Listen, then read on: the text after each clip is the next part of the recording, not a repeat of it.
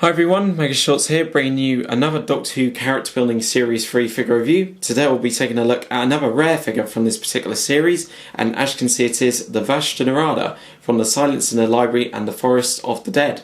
I got this figure back in December last year at one of my local game stores for £1. I'm really happy to see a Vashta Nerada figure in the line, much like the Jadoon Trooper figure from this particular series. This figure goes really nicely with the character building 10th Doctor figure, seeing as it is from the 10th Doctor's era, and it's a figure that I'd love to army build in the future, and it's a figure I have quite a few things to say about. But before I go into any detail about my opinions on this figure, we're just going to take a quick look at the packaging it came.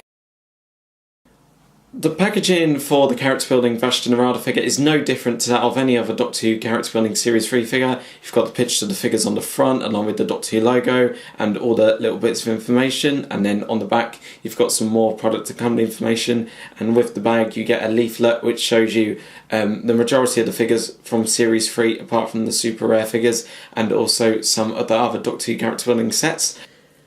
Okay, so here we have the character building Vashta Nerada figure. This figure consists of 4 pieces, which include the legs, the torso, the neck or collar piece, and also the head. All these parts fit together very nicely. I didn't have any problems with putting the figure together at all.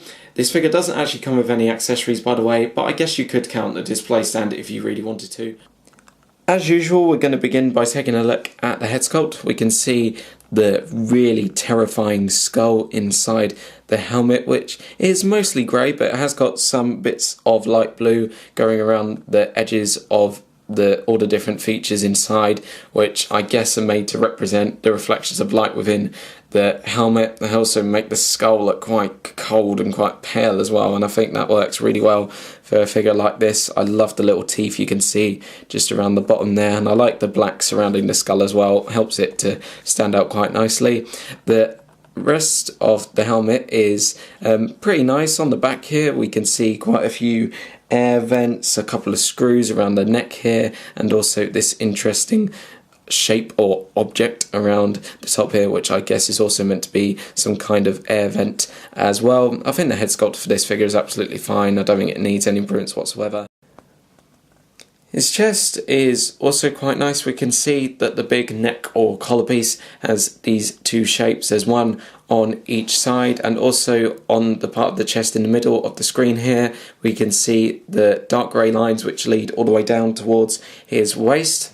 To be honest, I would have liked the chest on this figure a bit more if it had the grey lines on the back here as well, because then it would have had just an extra little bit of colour and a little bit more detail as well. But I still think this figure is quite nice so far. Much like the arms, the legs are pretty much just white, so there's not much to them in terms of colour, but they have got these nice little yellow bits around the bottom here which cover not only the lines at the bottom of the shoes here, but also the parts underneath the shoes or boots, whatever you want to call them. I usually just keep my Doctor Who character building figures on their display stand, so I rarely see the bottoms of their feet, but I think it's really nice that they've been painted with this colour underneath. Just gives the figure extra little bit more detail and a little bit more colour. The articulation of the character building Vashta Nerada figure is pretty much the same as that of any other Doctor Who character building figure, so it's something a lot of you out there are probably quite familiar with already. His head can do a full 360-degree turn. The same applies to the arms, and the hands can also do a full 360-degree turn. You can also do a full 360-degree turn at the waist, and also the legs can move backwards and forwards from the waist like so. That's all the articulation that this particular figure has. To be honest, there's not much I can say about the articulation really, because it is pretty much standard for a Doctor Who character building figure, but I will say that I think it's just fine the way it is.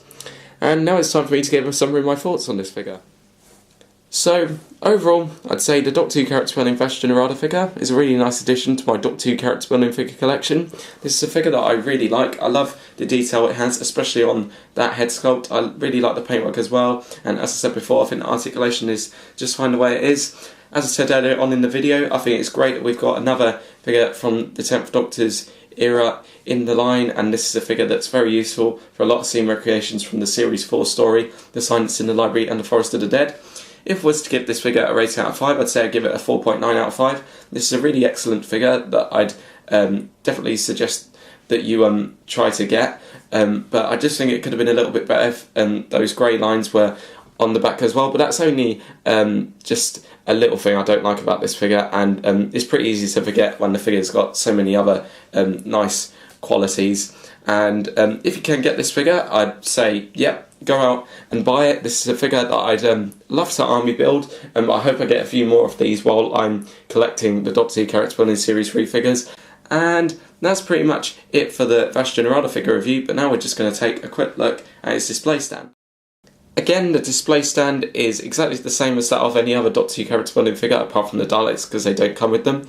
As you can see, it's the 2010 DW Doctor Who logo. It's got this nice shade of blue that resembles the dark shade of blue that we see on the current TARDIS design. Obviously, you've got the 2 pegs here for the feet of the figures, and also some pegs at the bottom here so you can put it onto some of the character building play sets. The figure goes on it very nicely, and to be honest, I don't think this display stand could have been much better. I just would have liked it a bit more if the pegs were in the middle, but again, that's only a small matter to me, and if I was to give this a rating out of 5, I'd also give it a 4.9 out of 5 as well.